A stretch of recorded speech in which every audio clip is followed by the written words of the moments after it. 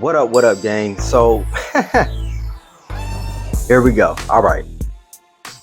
I was wrong about Trey Lance. I was wrong about Trey Lance. Okay, let's rewind a bit. Okay. Not that I was wrong about Trey Lance entirely. But unfortunately, our backup quarterback for the San Diego Los Angeles Chargers, Trey Lance, who first was with the 49ers before getting traded to the Cowboys and then ending up on our team, he did not do his best job. He did not perform well yesterday, which would be this Sunday against the Denver Broncos. Unfortunately, I was really hoping that Trey Lance would find some magic and a fire was lit up under his ass and he went out there and just started smashing shit. But unfortunately, like I said, he wasn't able to perform. I guess we could start with the good news and then we'll go to the bad news, all right? Because he did some things that were good and they should be pointed out. And even Jim Harbaugh, the coach, actually came out and said he liked the way that Trey performed, given the circumstances. So the San Diego Los Angeles Chargers faced off against the Denver Broncos in Denver, Colorado, at Mile High Stadium, and unfortunately, they lost 19-3. We only scored 3 points. We had one field goal by Cameron Dicker the kicker. Back to his true form, I must say. So that's a piece of good news right there. Cameron Dicker did not miss his field goal, which is highly appreciated and very characteristic of how he usually plays. So I'm glad that Dicker the kicker is back to reality, so to speak.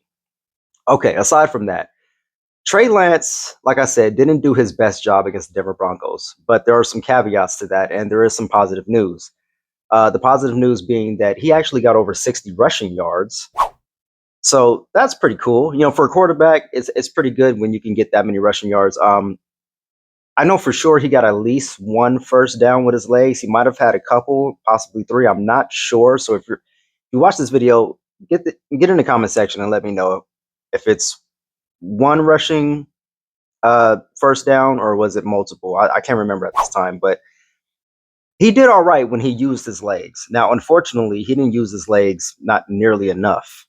And sometimes when he tried to, it didn't work out as he planned. Some other good news. It wasn't a must-win game.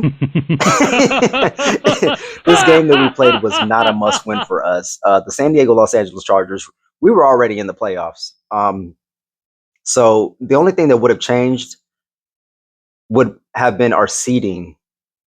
So if we would have won this game against the Denver Broncos, I believe we would have went to the 6th seed, which would have put us up against the Jacksonville Jaguars, if I'm not mistaken. If I am mistaken, put it in the comment section so that we have the correct information. But I believe that's how it goes. But now, because we clinched the 7th seed officially with this loss, we go up against the New England Patriots, which a lot of Charger fans were hoping for because they figure we stack up better against them because they don't have a very good rushing defense. So that means Justin Herbert would be more protected, so to speak, quote unquote. He would have more time, and by more time, I mean like a half a second to a second to get the ball off and to potentially make a play down the field. So, or at least just a little up the field. You know what I'm saying? So that's why a lot of people wanted to face off against the New England Patriots. At the same time, a lot of people are saying the New England Patriots are kind of like a paper tiger, or they're not a real playoff contender because their schedule has been pretty milk toast, pretty easy this whole season. They went up against teams that had they were like below 500, you know, like teams like the Dolphins and basically all the teams that are not too great this year is basically who they faced off against. I don't think they played a really good team this year. And if they have, it hasn't been many. I'm not sure of their entire schedule, but from what I understand, people were very excited about our potential matchup because they haven't really played anybody great or anybody as great as us yet. So really interested to see how this all turns out. Of course, this is the playoffs and anything can happen, you know. But again, this is the position that we were kind of hoping for. It was kind of like a win-win for the San Diego Los Angeles Chargers because if we win the game, we would have improved our record to 13-5, which would have been uh, one game more than our record last year, which we were 11-6. So, but since we lost, we're at 11-6 again. So we basically just matched the same energy from last year. But like I said, we're still in the playoffs. This wasn't a must win for us. Like I said, Trey Lance didn't do his best, but he did get over 60 rushing yards. He did have, now we're getting into the negatives here, which is kind of like a negative slash positive if you look at it a little bit, right? So he did have one fumble, which was a strip sack fumble from behind. Pause. But he just didn't see the guy coming. Pause. So that sucked. And then he had an interception, which again wasn't really his fault. The fumble was kind of, I mean, he should have seen the guy coming, but at the same time, the O line, right? 6'7". Aha. But he had an interception. The interception really wasn't his fault because it was basically the receiver should have caught the ball, and it basically he pulled an Oronde Gadsden where he should have caught the ball. It left his fingertips, and the defender caught it, ran it back for a touchdown, pick six. Not really on Trey. He threw the ball perfectly. Maybe it was a little high. Aha. You know what I'm saying? But he threw the ball. The receiver should have came down with it. Unfortunately, he didn't, and the defender got it. So there's the interception right there. One of the worst things that Trey Lance did or did not do, so to speak, he didn't complete any long range passes really. Every single pass that he made that was down the field was overthrown. He's overthrowing receivers continuously. And it's like, what happened, bro? Like, come on, gang. Like, you can't be overthrowing receivers like that. Like, didn't y'all practice this? What? Didn't you practice this? I know you were taking first team reps, so I know you practiced this before. You know what I'm saying? So he just was not connecting with any receivers down the field. It sucked, man. It sucked. It really did suck. So he was constantly overthrowing receivers. He didn't get a lot of passes. I forget what his completion rate was, like 44% or something like that. I'm forgetting right now. It's in the 40s. Whoa! It's in the 40s, right? Yeah, it wasn't good. It wasn't a good showing from Trey Lance at all. Now, again, going back to some good news, Keenan Allen made his money. So unfortunately, he would have made even more money. I think an extra $500,000 for 2 touchdowns. But he didn't make any touchdowns. No one made any touchdowns in this game, actually. So going back into some good news, along with Keenan Allen making his money, because I think he needed like 6 receptions and like 9 yards. He blew past the yardage, and he got his reception. So he made like a mil. He made like an extra $1 million in incentives. So shout out Keenan Allen, man. Get that man his money. I'm glad that the coaching staff and all the players were in tune with that, and they were like, "Nah, we're gonna let Keenan Allen get his money." I like that. That's very respectable, and you know what I'm saying? Kudos to him for doing that. Like I said, no one made any touchdowns, which sucks, right? But it kind of goes into some good news as well, because the defense, the San Diego Los Angeles Charger defense, was actually playing lights out again.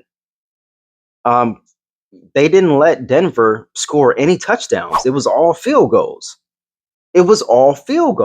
So it's like, yeah, we didn't score any touchdowns, but neither did they. Ha! They kept them to 19 points. So again, our defense are keeping these teams under 20 points a game, which is amazing. If we could just get our offense on board with the defense and match energies, keep the same level of energy, we would be smashing fools. Like it wouldn't even be a question.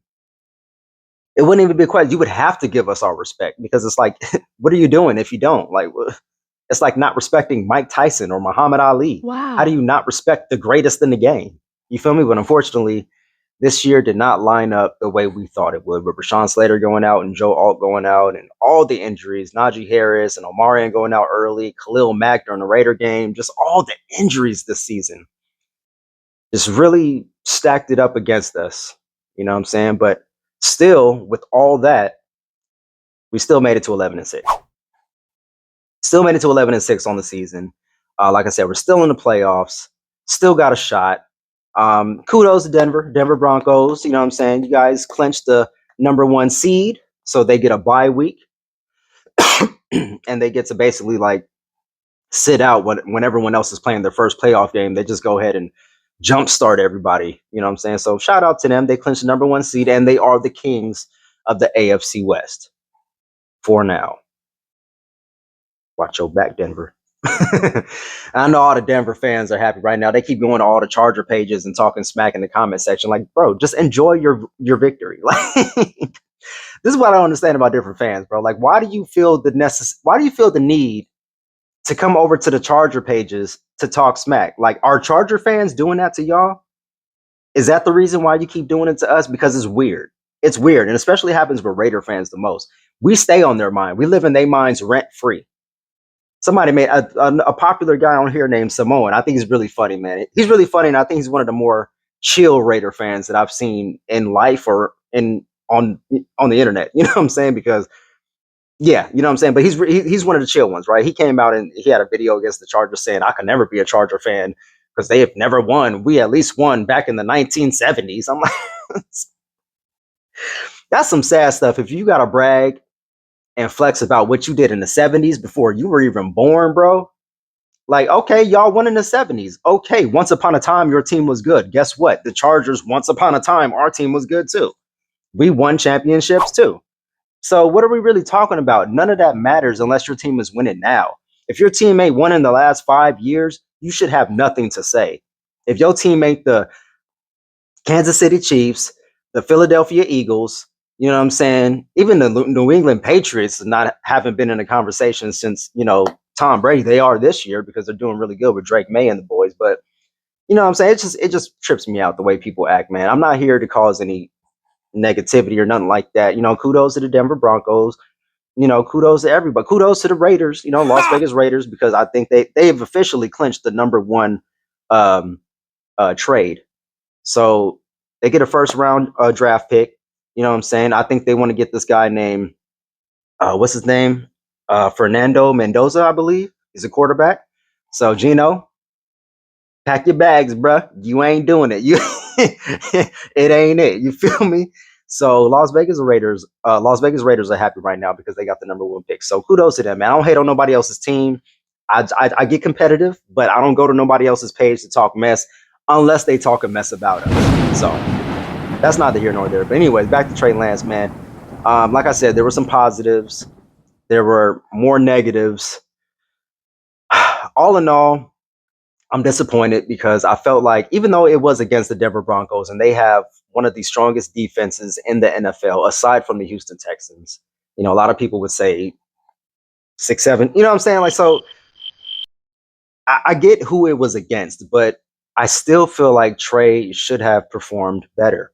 There should have been more opportunities for him to use his legs. There should have been more opportunities for him to connect with those down the field passes, and he just didn't. And he just really couldn't get anything going outside of his legs, and he didn't even use his legs that much. So again, I don't know. You can kind of blame, maybe the play calling with Greg Roman, but again, because we're facing it off against the Broncos, we don't want to really show the Broncos what we really got in the playbook because we're going to potentially face them in the playoffs. So they were kind of like intentionally using milk toast kind of plays for Trey Lance. It's what it seemed like apparently. And it's just unfortunate that Trey didn't get to shine like I feel like he can shine. Like I feel like there's something in Trey that he hasn't unlocked completely yet. And it might be just reps. He hasn't had enough playing time to really get used to the professional atmosphere and to the nitty-gritty of professional football. I think they said he's played like in 20 games or 20 something games in his whole career. And I think his career is like 5 years or something like that. Correct me in the comment section if I'm wrong. I don't have all the information handy right now to really be 100% accurate. So I'm I'm speaking off the cuff here. But maybe it's reps. Maybe he's not studying and practicing and training as much as I thought he was. And again, maybe it just could be that Denver is really good. They sacked him 4 times. Surprise! They sacked him 4 times. The O-line is terrible. Now, in this game, from what I hear, the O-line actually did okay compared to usual. which is crazy, right? You know what I'm saying? But like, I just think that Trey needs to hit the drawing board and snap back into reality, because if he's going to prove himself, he only has so many opportunities to do so, being a backup quarterback, especially to the backup to Justin Herbert. You gotta do more. You gotta do more with what you're given. You know what I'm saying? So that was unfortunate to see. Um, I will say this: we did smack around a few Broncos, so a lot of those guys, especially in the O line, they were getting pretty banged up out there. So that I'm interested to see how that translates going into the playoffs. I don't think anybody was seriously taken out. I know one guy I think had to leave the game, but another guy from the O lineman actually came back, so I think he was pretty good to go. And I think only maybe like one or two of our guys got banged up. Dante Jackson, our corner, I believe he's our cornerback. He got banged up. I think his ankle got messed up, and they had to take him out. So that is concerning because he was already dealing with something. Played in this game, and I'm not sure if he re-aggravated it or if this is a new injury. I'm not sure, but definitely something to pay attention to. Tony Jefferson looked pretty good out there. Marlo Wax, one of the new guys that we got, was looking pretty good on some plays, and other plays I feel like he kept missing tackles. So I was like, God damn, like, come on, man. There's a lot of missed tackles. I feel like a lot of guys were missing tackles out there, and I'm like, what is going on, bro? Like, and the guys, like, it's one-on-one, and they're just shooting right past the guy with the ball, and it's like, bro, you got to make that tackle. I know you practiced this. It was like I said, this wasn't a win-win. This wasn't a must-win for us, but it was a win-win for us, because now that we lost, we're going up against the Patriots, which a lot of us believe that we potentially stack up better against them, versus the Jaguars, which a lot of fans don't want to face them again because they already kicked our butts twice, once this year, and then the other time, I think 2 years ago in the playoffs. So it's like the Jaguars kind of own us right now. And I just hate that. I hate that, man. We need that get back. That's why I don't care about who we face in the playoffs, because we're going to have to face tough teams eventually anyways. And for us to prove ourselves, it don't matter who we go up against. We already beat the Eagles. We beat the Chiefs. We beat one of the teams in the playoffs already, the Steelers. So I don't care who we play, as long as we get that dub. As long as we get the dub, and if it's the Jaguars, you know what I'm saying? Like, if it was going to be the Jaguars, it is what it is. We would just have to find a way to win this time. You know what I'm saying? Because at this time, third time's a charm. It's gotta be. It's gotta be. I'm tired of losing again to people that beat us. I need my get back for the Texans. I need my get back for the Jaguars. I need my get back for the Cardinals too, and the Commanders and the Colts. Just saying. Just saying. And also, we need another hard bowl, and we need to beat the Ravens. Finally, we need to beat the Ravens. Unfortunately, the Ravens lost against the Steelers, not today, but yesterday officially. So I think the Ravens are out of the playoffs, and the Steelers are in the playoffs now. So that's interesting. But I'll leave you guys with this. 3, 2, 1. I still have hope for Trey Lance. I still think that he's a quality backup quarterback, just not a not a starter right now, not at this time. It doesn't seem like he's ready, and hopefully, like I said, in the future that will change. But until then, hopefully he stays our backup quarterback and just backs up Justin, keeps learning as much as he can, keeps getting as many reps as possible, and just continues to improve so that he can one day be a starter on someone else's team. All right. I think I pretty much covered everything. Like I said, Cameron Decker came through with a clutch kick. He's back to form. Keenan Allen got his money for his incentives, so I'm glad that they let him do that. And everyone else was rested, man. Now we got New England Patriots coming up, I believe, next week, sometime. So getting ready for playoffs, baby. Let's go. Let's go. Like this video, comment your thoughts, share, follow, subscribe, wherever this video lands. And also, if you're not subscribed to my YouTube channel, it's called Bolt Gang Central on YouTube. You can find the link in my Instagram bio, or you can just look it up. And please subscribe to my YouTube channel, because I'm trying to bring those numbers up, my subscriber numbers up. That's where I post a long form video, and then I clip my video and post it to Instagram. So if you want to watch the full version of what I'm saying here, check me out on YouTube. Also, you can check LB The Realist out or Surrealistic Studios on YouTube as well. I got other channels and other platforms where I talk about different things, current events, news clips. I also do comedy skits. So if you guys are in a mood to laugh and you want to, look at some comedy, check me out. LB The Realist on Instagram and Surrealistic Studios on YouTube. All right, love, peace, and light. Remember to love more than you hate. And until next time, I want to say that's it. Yeah, man, Happy New Year. Let's get 2026 popping, all right? Let's get lit. I'm out.